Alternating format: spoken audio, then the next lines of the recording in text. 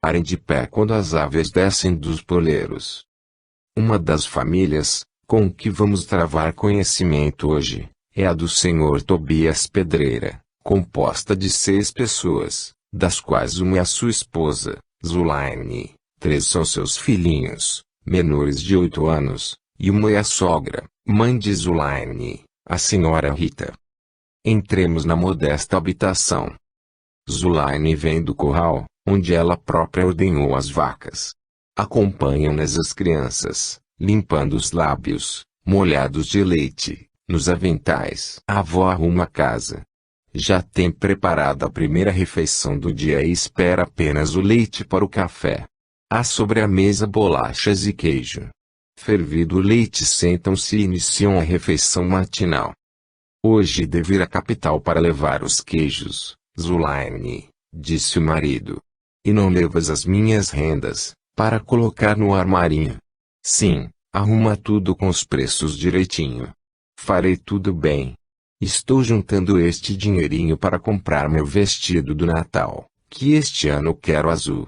Eu comprarei a roupinha dos netos, disse a avó. Com a venda dos perus tenho conseguido economizar algum dinheiro. Darei também os sapatinhos. Não, mamãe. A senhora não pode dar tudo. Precisa também comprar para si um vestido novo. Ah! Isso é que não, atalhou Tobias, o vestido do Leo. Mãe e filha correram abraçar o bom rapaz, que realmente era dono de um belo coração.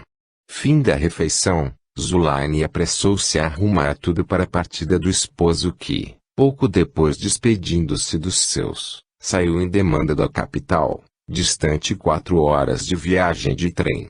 As 2 senhoras o acompanharam com a vista e, em seguida, entraram para o interior da casa, a cuidarem dos seus afazeres.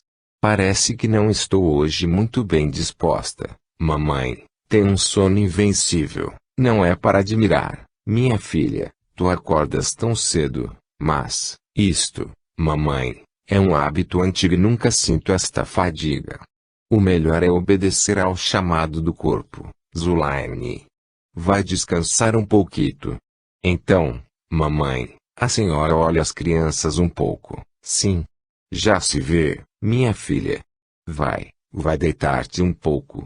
Zulaine recolheu-se ao seu quarto e atirou-se sobre a cama, adormecendo imediatamente.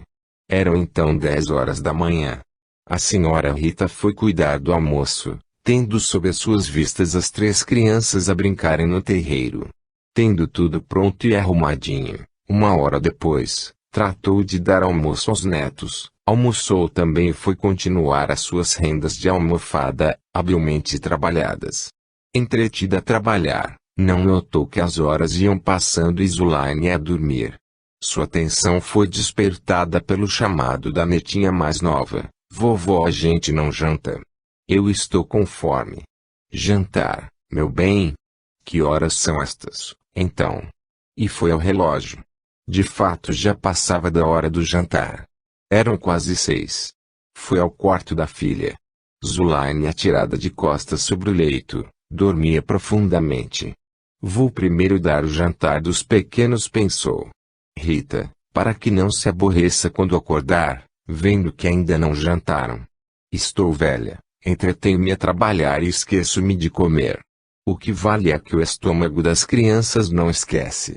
Depressa deu o jantar dos netinhos e tratou de acordar a filha. Entrou no quarto e quedou-se a olhar para Zulaine. Olá, filha, quando pretendes pular daí para fora? Desta forma não vais ter sono à noite. Disse ela a rir. Zulaine virou o corpo no leito, espreguiçou-se. A velha senhora continuou, anda daí, minha filha. Já passam de 6 horas. Dormes desde as 10. Zulaine abriu os olhos, olhou em derredor de si, fixando em seguida a vista em sua mãe, que estremeceu ante a expressão do seu olhar. Zulaine, que tens tu? Estás doente, minha filha? A moça sentou-se no leito e, lentamente, medindo as sílabas do seu nome, falou, Zulaine? Quem é aqui Zulaine? Meu Deus, minha filha, que tens tu? Bradou Rita angustiada. Zulaine, Que olhar é este? Zulaine, é tua mãe quem te fala, minha filha, terá enlouquecido, Deus meu. Zulaine, puxando uma almofada e nela se recostando, assumiu uma atitude toda estranha e assim falou calmamente à sua mãe: minha senhora, não se aflija, a senhora elabora em um engano deplorável, eu não sou a pessoa a quem procura, talvez alguma semelhança encontre no meu físico com essa pessoa. Olhe, deixe-me abrir a janela e a claridade do dia verificará o seu engano. Zulaine, erguendo-se do leito, olhou em volta de si, estranhando evidentemente o que a rodeava. Que sapatos são estes? O que fizeram dos meus? Procurou o tímpano, na intenção de chamar algum criado e, não encontrando-o, o seu olhar denunciou surpresa. Examinou o quarto todo, mostrando na expressão da fisionomia uma admiração imensa. Suas vestes, os raros móveis do aposento, tudo estranhou. Olhou para um velho espelho dependurado à parede e abriu desmesuradamente os olhos ante a imagem que nele se desenhava. Redobrou ainda mais o seu pasmo, quando as 3 crianças, penetrando no quarto de carreira, atiraram-se ao seu colo, gritando cada uma: cheguei primeiro, mamãe. Fui eu, mamãe. Zulaine olhou-os estarrecido e voltando-se para a velha mãe, disse com voz alterada: minha senhora, isto é demais, acabemos com esta pilhéria. Zulaine, minha filha, não conheces os teus filhos? Minha senhora, eu sou uma mulher solteira, não me ofenda, eu não tenho filhos. O que significa tudo isto? A pobre Rita, banhada em prantos, arrastou consigo os 3 netinhos e foi pedir auxílio aos vizinhos, anunciando que uma grande desgraça ferira, enlouquecera sua Zulaine. Esta, porém, não cometia desatino algum, por onde se pudesse concluir que houvesse perdido a razão. Sem compreender o que se passava consigo, ela decidiu-se a esperar resignada a solução do seu inexplicável caso. Convicta de estar num meio completamente estranho, não reconhecendo nenhuma pessoa em todas quantas lhe apareceram, julgava-se vítima de uma abominável cilada e corajosamente esperava o final daquele trama urdido contra sua pessoa. A hora das refeições aceitava com grande parcimônia o que lhe davam para comer, olhando com desdém para a pobreza da louça em que a serviam. Levantava-se às vezes, como quem procurava alguma coisa e, súbito lembrava-se que estava privada de tudo quanto era seu. No fim de 3 dias chegou Tobias de volta da capital. Em caminho foi informado de tudo por um vizinho. O pobre homem não compreendeu nada e, quando se avistou com a esposa, sofreu um golpe profundo em seu coração amantíssimo, quando ao aproximar-se dela, o seu olhar frio como aço cravou-se nele, dominador e severo. Minha adorada Zulaine! Bradou o pobre homem em soluços. Zulaine viu correr aquelas lágrimas, compungiu-se e, tomando uma resolução definitiva, começou a falar. Senhor, queira ter a bondade de prestar-me atenção por alguns momentos. Seja franco, seja verdadeiro. Onde estou eu? E por que estou aqui? Porque me sequestraram. O senhor chora. E por quê? Eu é que deveria chorar, pois me vejo fora do meu lar, privada do que é meu, dos meus livros, do meu piano, dos meus amigos, sem uma pessoa conhecida, entre estranhos. Compreende, isto é horrível. Que fiz eu para tal castigo? Nenhuma peça das minhas roupas me permitem usar. Dão-me uns trapos para vestir, para calçar. Zulaine, é o teu marido quem te fala. Olha, vendi as tuas rendas, trago-te 50.000 réis. Zulaine, ao ouvir a palavra marido, corou como uma rosa magoada, repeliu o insulto. Senhor, falo-lhe com a polidez de uma moça educada, a quem o natural melindre não permite ouvir as suas grosseiras insinuações. E, retirando-se com um passo ativo e firme, fechou-se no quarto de dormir. A situação assim se manteve por 30 dias, até que alguém mais avisado opinou por consulta médica.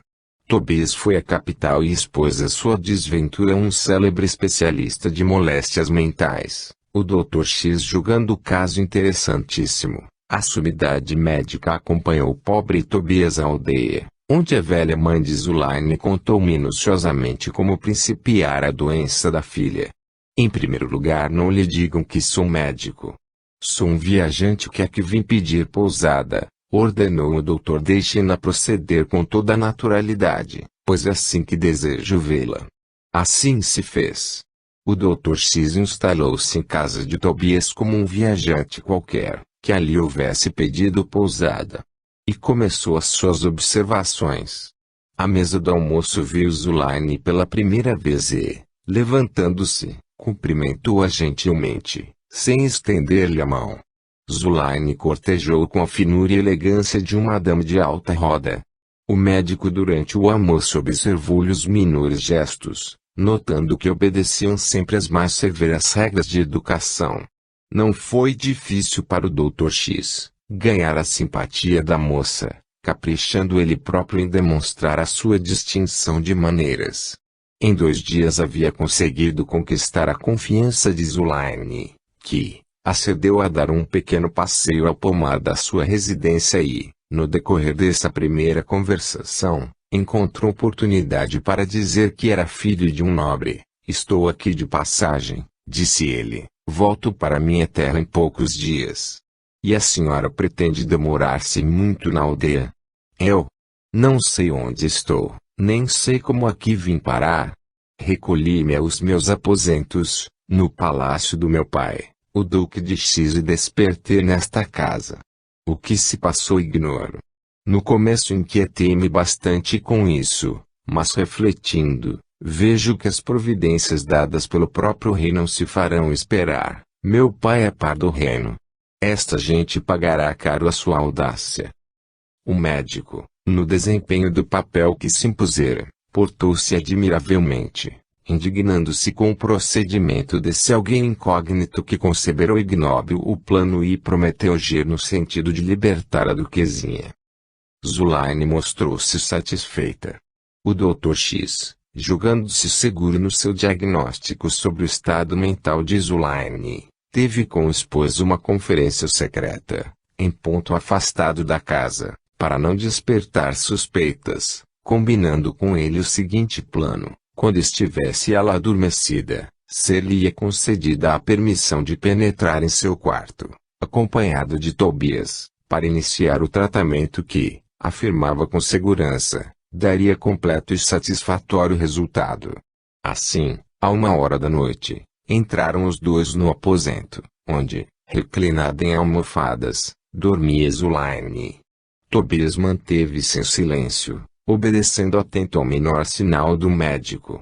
Este, aproximando-se da moça, estendeu ao alto sobre ela os braços e permaneceu assim alguns minutos, lançando sobre todo o seu corpo qualquer coisa invisível que Tobias não soube compreender, fluidos magnéticos. Em seguida, em voz alta, assim falou: ordeno, em nome de Deus, ao espírito que outrora habitou o corpo da duquesa de X, que tome posse completa do aparelho que hoje lhe pertence, o corpo físico de Zulaine, esposa de Tobias Pedreira, esquecendo, por inútil no presente, a encarnação que teve na Terra como filha do Duque X, para dessa encarnação só se recordar quando no espaço, após a desencarnação final da vida material presente.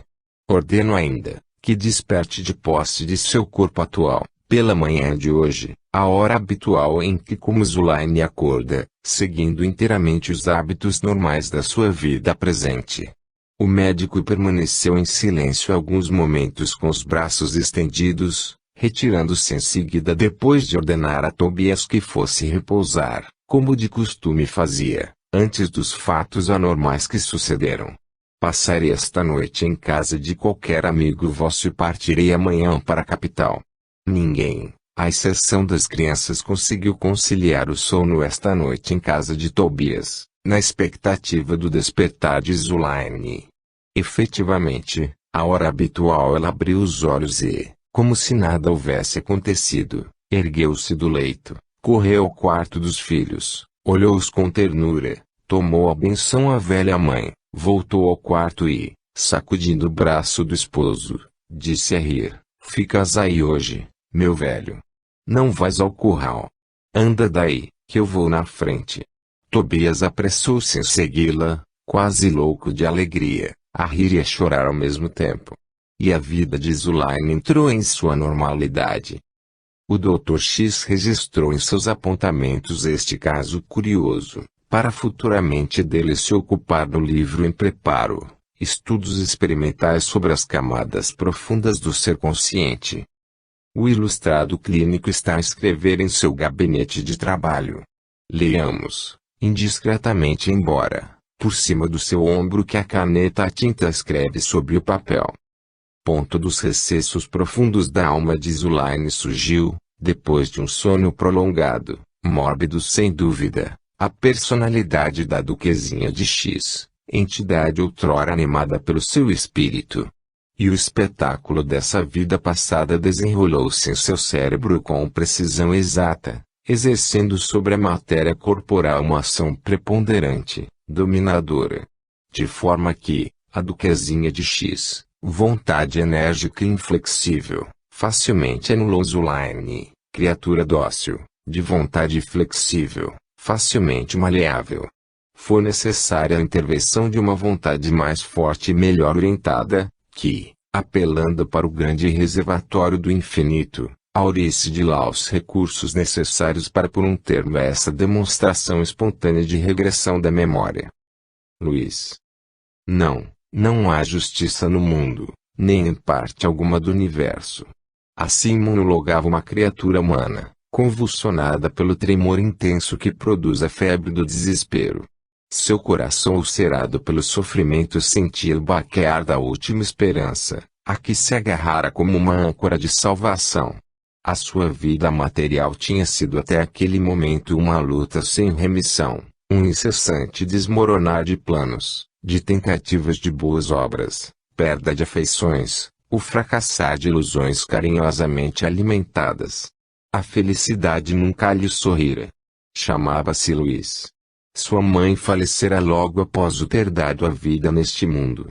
Fora criado por seus avós, paupérrimos, até 7 anos, quando seu pai, casando em segundas núpcias, o arrancou ao seu primeiro lar. Não foi feliz com essa segunda mãe. Batia-lhe. Maltratava-o. Os maus tratos criaram nele um caráter desconfiado, concentrando em si próprio todas as suas dores, que não encontravam eco em nenhum outro coração. Ele tinha, entretanto, uma ternura infinita dentro da alma, que não se expandia porque ninguém adivinhava sequer. Uma companheira de escola fez-lhe uma vez uma acusação terrível, que deu lugar a injusta suspeita sobre o seu caráter. Foi apontado como roubador de lápis e canetas da escola. Castigado brutalmente. E, no entanto, estava inocente. Daí em diante ficou mal visto de todos os colegas e professores. Mais tarde, em rapaz, foi trabalhar numa modesta venda. Infortunadamente desapareceu da gaveta férrea de um dia. Sobre ele caíram as suspeitas. Era assim desde criança, um gatuno. Prenderam-no. Sofreu castigo imerecido 18 meses. Trabalhou quando saiu da prisão. Dificílimo. Lutou, já então sem pai, que havia falecido subitamente 4 meses antes da sua liberdade. Entrou para copeiro de uma casa de pensão, depois de ter passado até fome, sem trabalho. Essa casa foi assaltada por um bando de indivíduos malfeitores, que assassinaram o seu proprietário para o roubarem. Perseguidos pelas autoridades, conseguiram escapar-se, pesando sobre ele, inocente, a acusação de haver dado fuga aos salteadores como cúmplice. Preso, interrogado, encontrou-se face a face com o seu antigo condiscípulo, aquele que lhe fizera acusação de roubador dos acessórios da escola, então delegado de polícia. Reconheceram-se, o que lhe valeu a magore desta injúria. És então incorrigível, hein? Gatuno nasceste, gatuno has de acabar. Cambaleou como um ébrio, ante a ignóbil acusação. Quis falar, defender-se não pode. Faltou-lhe a voz, as pernas tremeram-lhe, o cérebro girou como uma ventoinha, teve a sensação de uma vertigem e caiu pesadamente ao solo. De quanto tempo esteve fora de si não teve conhecimento. Foi transportado para um hospital de epiléticos. Ali travou conhecimento com uma enfermeira, a quem se afeiçoou, porque o tratava com carinho. Combinaram casar-se um dia, quando ele ficasse bom, e era essa sua última esperança na vida. Mas em verdade, a pobre mulher não compreendeu o alcance da sua leviana promessa, que jamais teve a ideia de cumprir. Voltando à sua aldeia natal, desposou um primo com quem tratara casamento havia 2 anos e nem se preocupou com o infeliz apaixonado que deixara no hospital. Ele a esperou, sem compreender o seu silêncio. Depois de 2 meses de ausência, timidamente perguntou por ela a um empregado da casa. A resposta foi uma estrepitosa gargalhada do interpelado, com quem então estavas mesmo apaixonado pela Felicia? Pois olha, meu caro, deixa-te de tolices, ela está em plena lua de mel na sua terra. Não ouviu mais nada. O ataque, que não lhe repetira havia 6 meses, voltou formidável. Dando um grito rouco, caiu rijo no chão. Mordeu a língua, espumou sangue, teve convulsões horríveis. Após o sono que se segue a esse estado convulsivo, recobrou os sentidos e recordou-se de tudo. E refletiu, sem motivo justificável, era vítima do seu atroz destino. Nenhum remorso, por pequeno que fosse, lhe flagelava a consciência. Seus pensamentos tinham sido sempre nobres e elevados. Nunca praticara nenhum mal. E sempre sobre ele o açoite do destino a ver gastar alma e corpo. Pois bem, desde que para ele não havia esperança, puria um termo a esse sofrimento injusto. Quem não faz mal aos outros não deve padecer as torturas inomináveis que eu padeço desde que nasci. E resolveu. Seria no banheiro. Um cadarço atado ao pescoço e pronto. Estaria tudo acabado. E para lá se encaminhou, depois de experimentar se era forte bastante o cordão do seu pijama. Para lá chegar, tinha que atravessar um grande corredor, uma área, e depois um outro pequeno corredor. Encontrou o vigia que, vendo calmo, deixou passar, supondo natural a sua intenção. Era meia-noite. Passou o primeiro corredor. Passou a área. Ao entrar no segundo corredor, porém, estacou estarrecido. Limpou com as costas da mão os olhos. Que via? No fundo do corredor projetava-se a figura de um homem. Em passo vacilante, violentamente empurrado por malfeitores, carregava aos ombros uma enorme e pesadíssima cruz. O sangue corria-lhe da fronte, onde uma coroa de espinhos cravara os seus agudos acúleos. A respiração ofegante parecia prestes a anunciar o último alento. E esse homem, carregando o pesadíssimo madeiro, na angústia inexprimível de um sofrimento sem igual, levantou os olhos para ele e perguntou-lhe, com uma voz doce e meiga, que lhe penetrou o íntimo da alma: E eu, filho, o que fiz para merecer este suplício? Volta, toma a tua cruz segue-me. A visão desapareceu. Luís ajoelhou-se ante aquele quadro fluídico, que a misericórdia divina pusera em frente ao seu olhar, no momento em que a tentação do primeiro crime lhe assaltara o cérebro doente. Teve a percepção exata da sua alta significação e, quando se ergueu, tinha o coração inundado de alentadora esperança. Uma placidez serena se espelhava no seu semblante e sua alma assim orava, agrilhoado à dor: embora, Jesus, mas que eu viva para o teu amor. Margarida. Quanto mais intensa é a vida espiritual, tanto maior é o seu predomínio sobre a matéria. Quanto mais perde o espírito em vibrações de ordem inferior, tanto mais aptidão adquire para a penetração das sensações superiores. Quem nunca abriu a sua alma às influências caridosas do espaço, não pode compreender as irradiações de amor do infinito. É difícil fazer entender aos homens essas sensações, que eles não conhecem, porque fecham suas almas hermeticamente nas paredes da matéria, sem deixar sequer uma fresta por onde possa entrar um pouquinho da claridade de cima. Todos nós estamos sujeitos à luta intensa pela vida do corpo, cuja manutenção é atualmente tão custosa, enquanto que o alimento do espírito não custa dinheiro. Quem considera o fim grandioso da vida, encontra a felicidade em elevar-se, pelo espírito, além das sombras crepusculares deste mundo, à procura dos fluidos suaves e afetuosos que, envolvendo o nosso espírito, lhe retemperam a energia, preparando-o para o regresso à verdadeira vida. Como é bom, numa concentração tranquila, buscar essa comunhão abençoada com os espíritos puros. Saboreamos assim um pouco dessa santa alegria, que um dia fará a nossa felicidade eterna. Em Natal, há um rebuliço desusado na cidade, cujo aspecto é de festa no interior das famílias. O pregador J., pastor da pequena e seleta congregação evangélica, dá os últimos retoques no seu sermão do meio-dia. Ele quer apresentar ao seu rebanho um discurso digno da data que se celebra. Para esse fim lê, rabisca, corrige, modifica expressões, estuda a tonalidade da voz, calculando a emoção dos ouvintes, ordinariamente comovidos, eletrizados, pelo arroubo da sua palavra eloquente e persuasiva.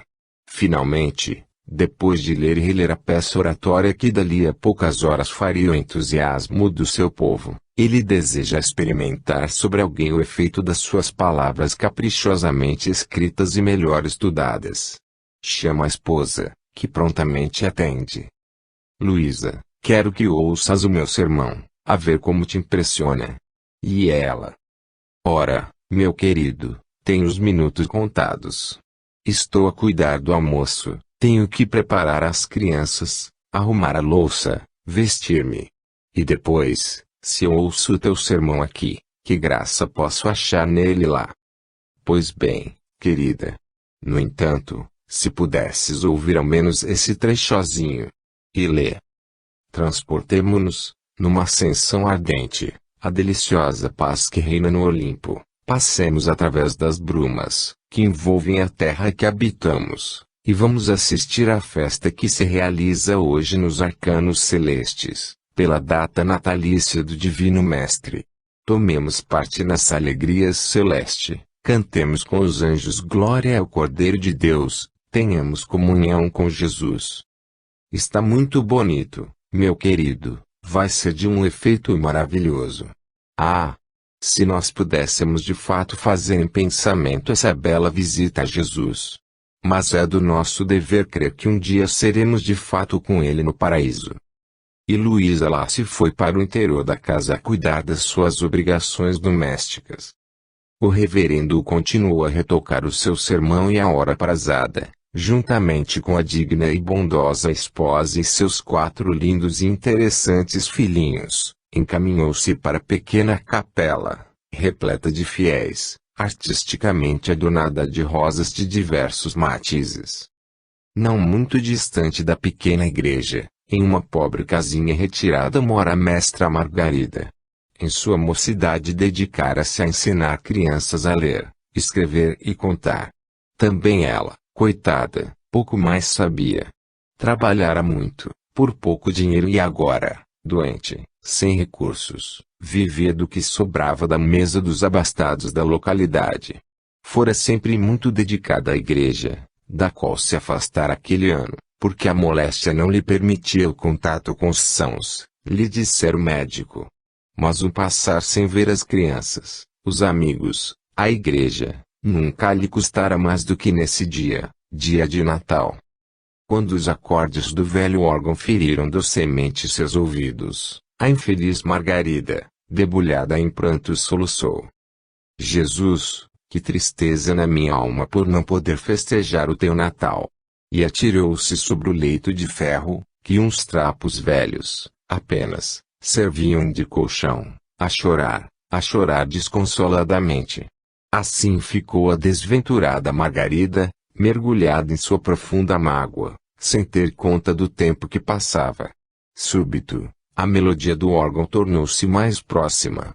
Os cânticos se aproximavam. Uma luz prateada envolvia o seu humilde leito e em breve todo o mísero quarto era tomado por essa luz diáfana, que tinha tons roxo-violeta, de uma beleza maravilhosa. Seres brancos, rosa, azul claro, baixaram por entre nuvens, que certamente desciam do céu. Lenta e suavemente tomaram a pobre Margarida em seus braços e a levaram consigo. Ela se viu, de repente, levada por eles até uma altura, que jamais pensou subir. As entidades celestes sutilmente pousaram o seu corpo em macia relva, que alcatifava aquelas paragens encantadoras e lhe trouxeram de beber água de fonte cristalina, que corria límpida e serena a poucos passos. Ela bebeu, bebeu e saciou-se. Então, as entidades lhe fizeram sinal para que se erguesse e a conduziram a um local não distante, onde eram entoados hinos de suavidade jamais ouvida na terra. Festejava-se o Natal de Jesus. Margarida extasiava-se ante aquela harmonia deliciosa, fechando os olhos para ouvir melhor, quando mansamente uma voz segredou-lhe: "Abra os teus olhos e vê."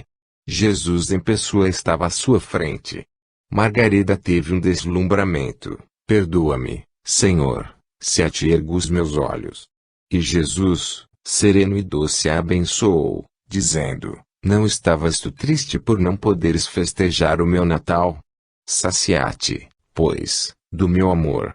Eu estarei sempre ao pé dos fracos, dos desamparados, dos pobres da terra. Quero e aceito o amor sincero dos corações simples, que dentro enserigem um altar para mim. Volta para a terra cumprir a tua prova, resignado e crente, cedo voltarás para mim." E Margarida se sentiu trazida para o seu humilde casebre. Mas tinha encontrado o amor de Jesus e sentia-se forte para o resto da provação que lhe cumpria terminar na terra. Compreendeu então que cada criatura deve erigir no seu coração um templo a Jesus, não sendo necessário para louvar a Deus recursos de oratória, previamente estudada, mas o louvor espontâneo que nasceu do coração. Na Tércia, há uma força soberana e justa, que tudo do alto dirige, com sabedoria infalível. Acima das nossas cabeças, mundos perfeitos existem, de onde descem as inspirações boas, para os de boa vontade em nosso planeta. As nossas aptidões particulares são guiadas pelas entidades do espaço, sempre prontas a auxiliarem o desenvolvimento das nossas faculdades superiores. Em cada uma das suas encarnações novas traz o nosso espírito as aquisições de outras encarnações, que aguardam apenas oportunidade para desabrocharem em pleno vigor. Os brinquedos das crianças revelam ordinariamente a sua aptidão particular. Diz a história que Napoleão, em criança, costumava brincar de guerreiro, comandando sempre os seus infantis exércitos. Existem crianças de precoce talento, adormecidos na profundeza do ser, conhecimentos de ciências e artes, que são o capital acumulado de longas existências de labor consecutivo. Esses são os grandes gênios que o mundo admira e venera, não sabendo explicar com exatidão o porquê dessas exceções da natureza. Mas o Espiritismo nos diz que tais fenômenos são a demonstração positiva da lei das vidas sucessivas, bem como prova cabal de uma orientação superior extraterrena, que encaminha e dirige os seres para o seu real destino, força oculta que desperta as faculdades físicas do ser, para sua comunicação com a essência divina. Na Tércia era uma pequerrucha de 4 anos, que parecia apenas ter 2,5. Amarelinha e magra, dona de uns bracinhos esguios, que terminavam em 2 pequeninas mãos descarnadas. Firmava-se sobre 2 pezinhos microscópicos, sempre descalços, quer chovesse, quer fizesse sol. Era filha póstuma de um operário, que perdera a vida em um desastre de trem. Sua mãe, para angariar a própria subsistência e da desventurada filhinha, empregara-se de lavadeira em um casal riquíssimo, que consentiu em que trouxesse consigo a criança, pagando-lhe menos do que se viesse só. Na Tércia vivia com a sua mãe no fundo da grande chácara, onde era situada a lavanderia, e nunca lhe era permitido ver o resto do imenso palácio, porque a filha única do casal, a pequena Dulcinea, dotada de um gênio turbulento e mau, implicava com ela. A pobre mulher evitava sempre que a pequena tomasse o caminho da grande casa, temendo os modos brutos da riquíssima herdeira daqueles milhões. Natércia era boazinha, mas era criança. Seu entretenimento predileto era bater no fundo de uma lata vazia de querosene, o seu piano. E não raras vezes sua pobre mãe foi admoestada para fazer cessar aquele barulho. Mas a pequenina desandava a chorar, que metia dó, ao ver-se privada da sua maior distração. Um dia, levada pela mão, acompanhou sua mãe à casa próxima de uma amiguinha dos patrões. A senhorita da casa estudava sua lição de piano. A criança viu pela primeira vez um piano de verdade. No palacete escutava apenas os acordes desarmoniosos que a menina Dulcinea, sem jeito nem gosto algum pela música, arrancava do seu instrumento, vítima indefesa da sua má vontade ao estudo. E agora Natércia tinha diante dos olhos, ainda mais rasgados pela expressão de admiração que a empolgava, ao objeto dos seus sonhos, um piano. Mirava os dedos da mocinha, que corriam céleres sobre o teclado desferindo harmonias, que enchiam a sua alma de uma sensação até então desconhecida. E Natércia sentia seus impulsos de também tocar, e a certeza absoluta de o fazer melhor ainda do que executante. Quando a senhorita terminou aquele estudo, a menina adiantou-se para o piano, decidida a tocar também, mas a mocinha a impediu docemente, dizendo numa risada franca e jovial: "Você não sabe, Natércia, sua mãozinha é muito pequena." E fechou o piano. A criancinha desatou num pranto convulsivo. Sua mãe, acariciando-a, tomou-a ao colo e levando-a para casa prometeu comprar-lhe um piano, também, quando fosse uma mocinha. Desde esse dia Natércia não pensou em mais nada. A sua pobre lata, abandonada a um canto, não sentiu mais a pressão dos seus minúsculos dedinhos. Ela suspirava desolada, com a saudade do piano da vizinha. Um dia, ao acordar, pela manhã, ela disse repentinamente à sua mãe: "Mamãe, o vovô está a dizer que eu sei tocar piano." "Que vovô, minha filhinha?" "Aquele ali, mamãe, ali, olha." E apontava o canto do quarto. A mãe, nada vendo, assustou-se, temendo que a pequena estivesse febril, e correu a ver o calor do seu corpinho. Nada de anormal. Riu-se, mas não compreendeu o fato e nem ligou importância. Mas, uma semana seguida, todas as manhãs a criança repetia a mesma frase. E a mãe principiou a orar, temendo as artes diabólicas de Satanás. Aproximou-se o aniversário de Dulcinea. Um reboliço geral em todo o palácio. Foi chamado o afinador de pianos. E para que pudesse trabalhar à vontade, deixaram-no só naquele lado do palácio. A pequena Natércia adormecera e sua mãe teve necessidade de sair, a mandado da patroa. Ela ficou só, deitadinha na esteira. Súbito, uma voz lhe chegou aos ouvidos, macia e doce: "Natércia, vai agora tocar." A pequerrucha levantou-se. Correu em direitura ao palácio. O afinador fora almoçar. O grande salão estava vazio e o piano sem guarda. Foi obra de um segundo abrir o instrumento, trepar a cadeirinha e entrar em ação. O magnífico Bechstein criou a alma, sob os pequeninos dedos da iluminada criança. Natércia improvisava uma área dulcíssima, cheia de suavidade, rica de harmonias, com uma execução impecável, digna dos grandes maestros. As suas pequeninas mãos pareciam donas dos segredos técnicos do precioso instrumento. A sua interpretação era uma verdadeira apoteose do pensamento divino, que transparecia no fulgor que lhe iluminava o olhar, na expressão da fisionomia, que revelava um quê de sobrenatural. Atraído pelas vozes magníficas do esplêndido Bechstein, vieram apressadamente todos os da casa, patrões, empregados, afinador e, finalmente, a mãe de Natércia. Estacaram todos à entrada da larga porta do salão, atônitos, sem palavra nos lábios. A pequena continuava a tocar, sempre improvisando, com extraordinária maestria, tendo estampado na face o fulgor do gênio. Abi. Pelo poder que Deus concedeu ao pensamento, façamo-lo recuar 200 anos atrás. Assim, encontramo-nos em uma confortável morada, estilo medieval, à hora do crepúsculo da tarde.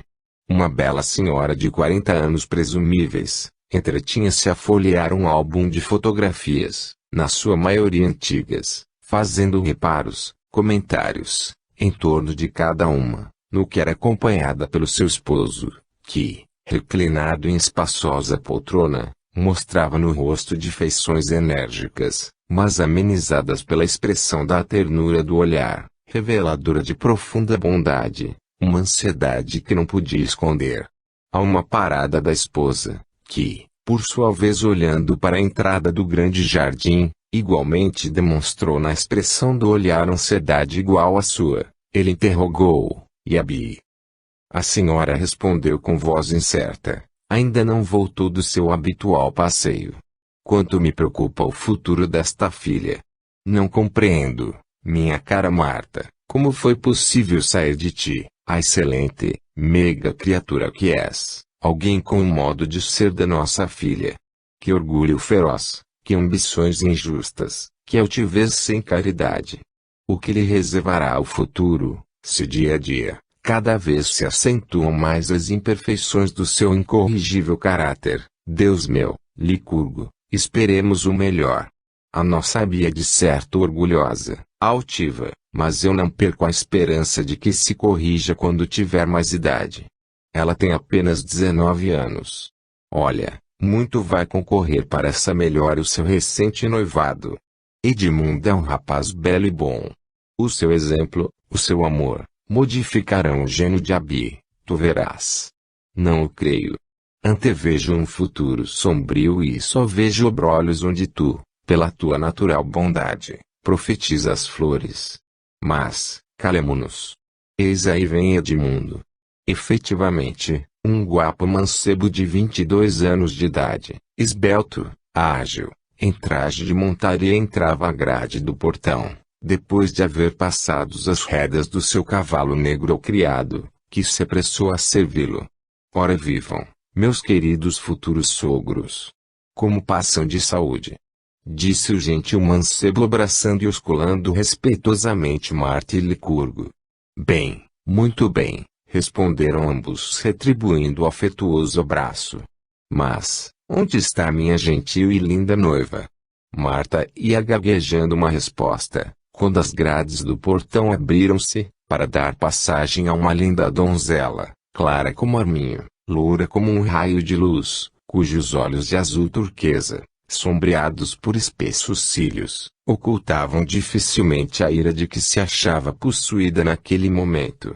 Não é possível, minha mãe, falou Abi, sem cumprimentar sequer o noivo, continuar a permitir em nossas terras essa quantidade de negros, que as infectam.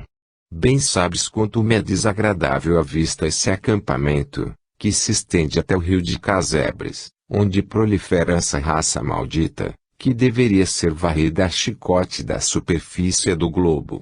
Não é possível fazer um passeio higiênico em nossas terras. A cada passo nos surge pela frente uma dessas imundas criaturas, algumas das quais permitem até aos horripilantes mostrengos que são seus filhos, nos virem saudar de perto. Ah! Mas que lição tomou hoje uma representante dessa repugnante colônia africana, em maldita hora aqui domiciliada. Enquanto tiver vida se há de lembrar, eu garanto. E certamente não terá mais a ousadia de mandar o seu nauseabundo filho oferecer-me flores quando passar. Atrevida!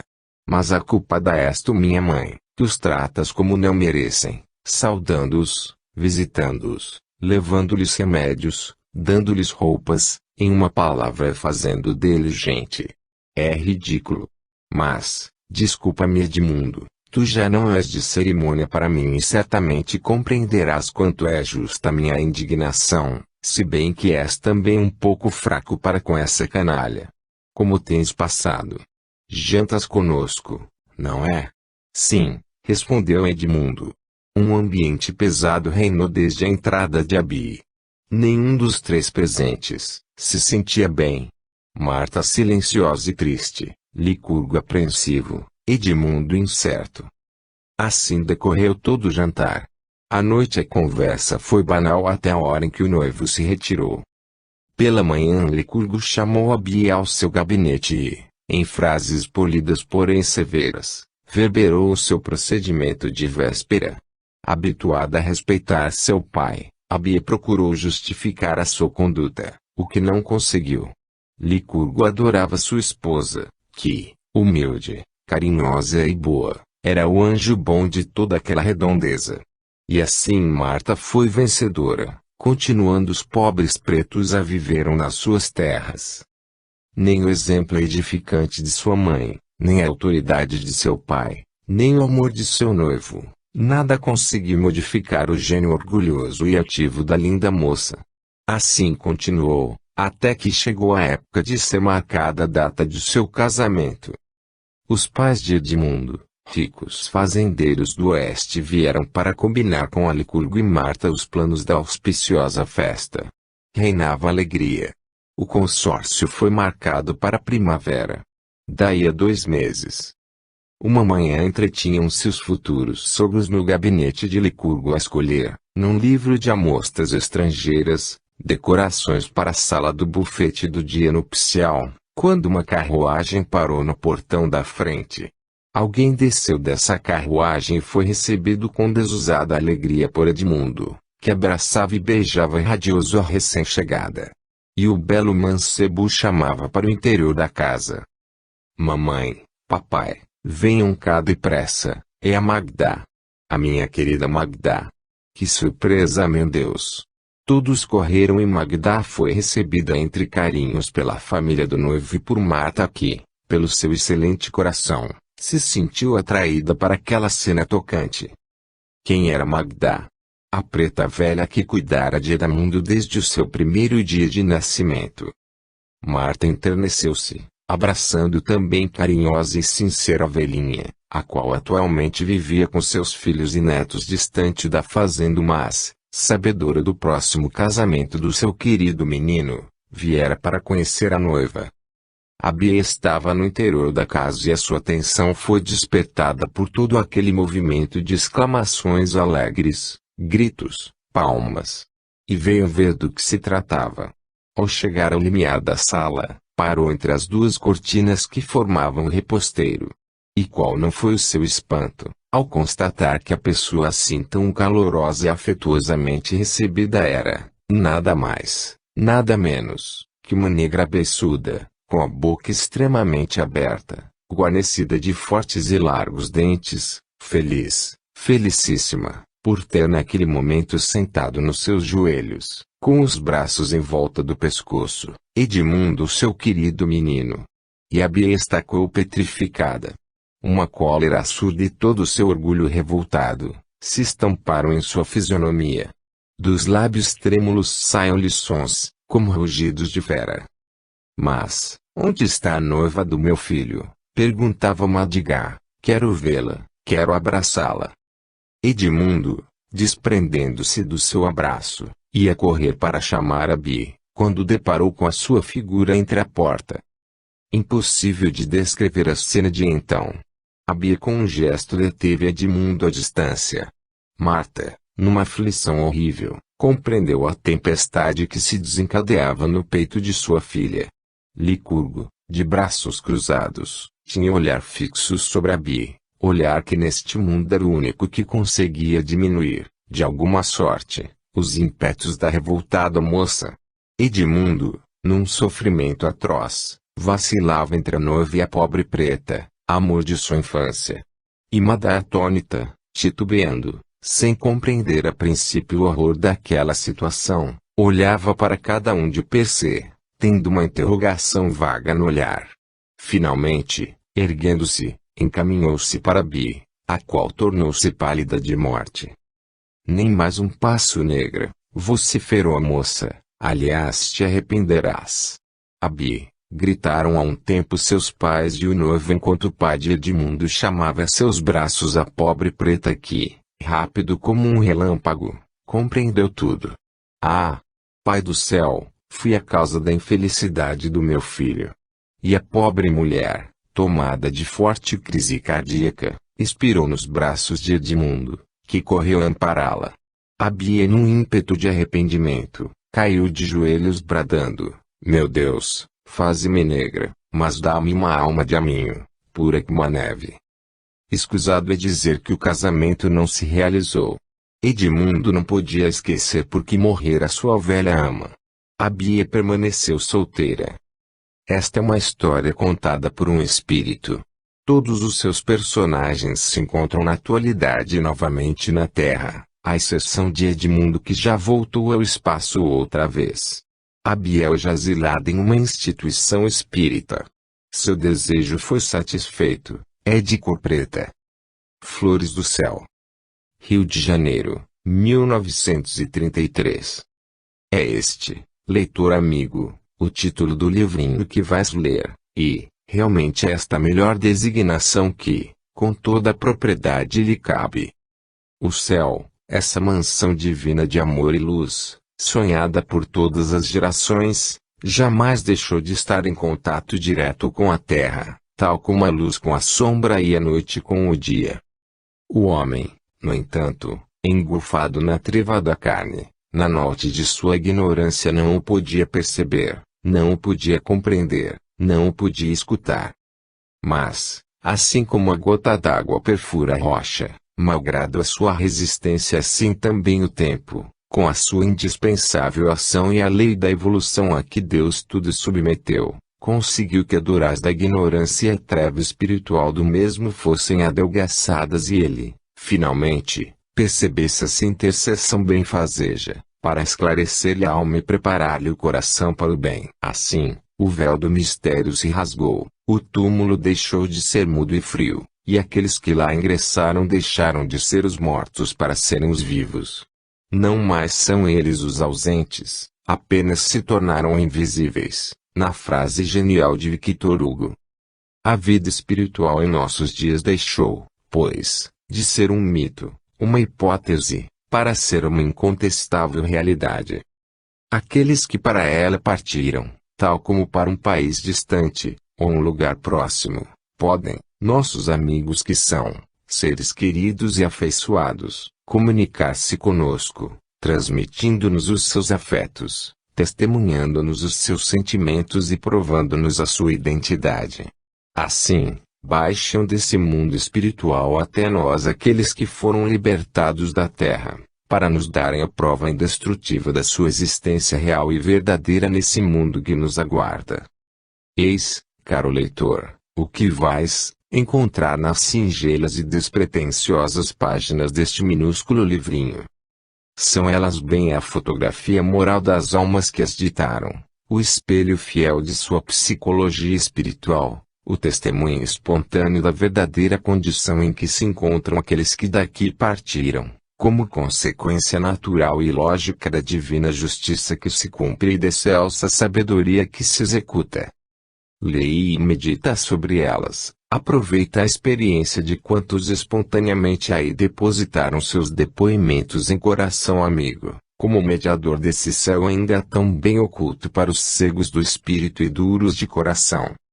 Compreende que, tendo todos nós de ingressar também nesse mundo de sombras e de dúvidas misteriosas, depoimentos e lições são estas de um valor extraordinário, verdadeiras flores do céu que nos chegam, reunidas em um buquê de amor e verdade, para aromatizar as nossas almas com a fragrância da singela bondade de quantos aí se revelam, chamando a nossa atenção para as realidades que nos aguardam no mundo espiritual, que será um dia a nossa morada também. Lê com todo o teu carinho, com toda a tua atenção, e, em cada um desses relatos encontrarás uma lição salutar para o teu espírito e um suave conforto para o teu coração. Lê, e, se ao voltar à sua última página ouveres encontrado algo de proveitoso que edifique a tua alma de crente, impulsionando a prática da sublime virtude cristã, a caridade que eleva o ser, graduando aos olhos de Deus, estará plenamente satisfeita a vontade de Jesus e por bem empregados todos os esforços de quantos nelas colaboraram.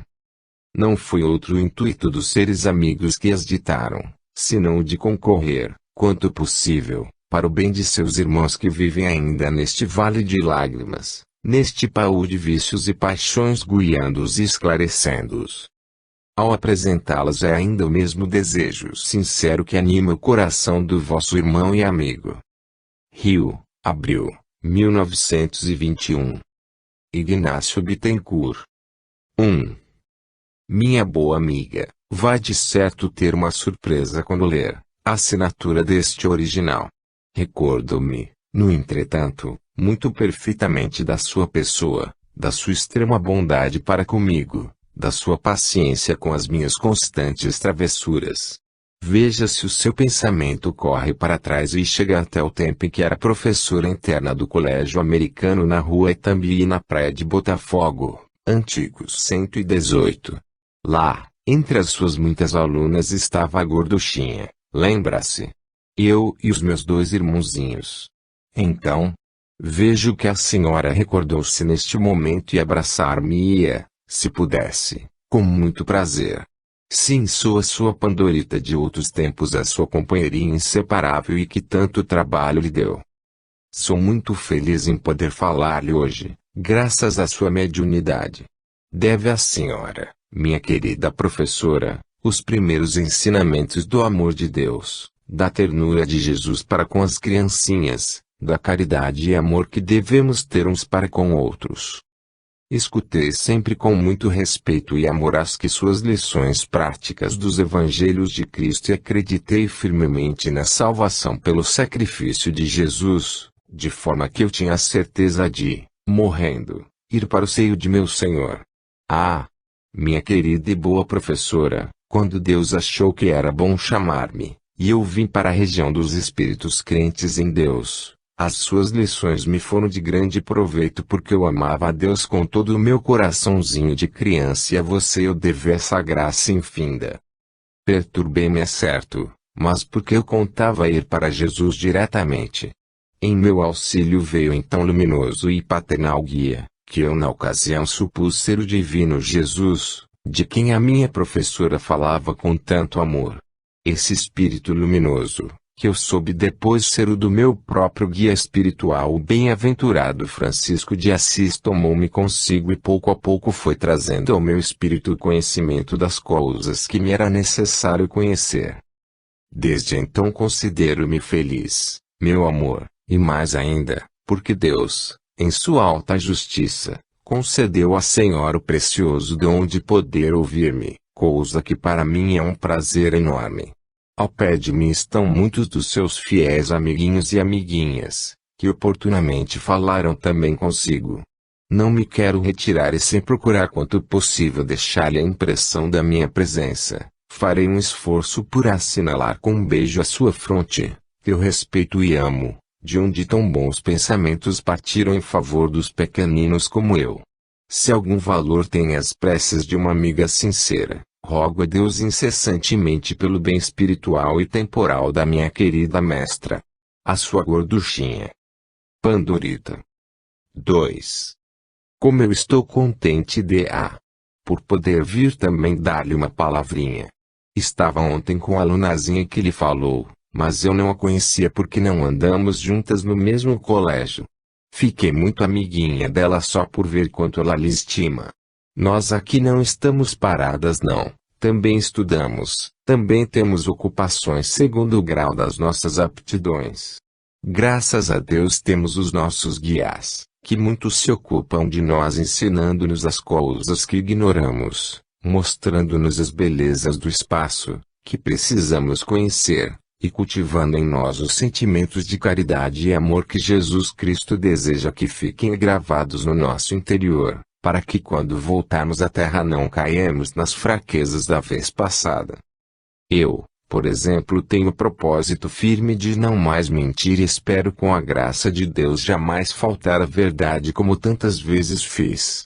e a minha boa mestra, que tanto procurava incutir-me horror a este tão feio hábito. Ainda me recordo do castigo que tomei por uma história que inventei contra outra. Mas estou muito arrependida destes erros e Deus me ajudará a limpar meu coração de tão negro vício. Falando-lhe hoje, conforme era a minha vez, eu quero assegurar-lhe que lhe consagro a mesma estima que quando andava em sua companhia.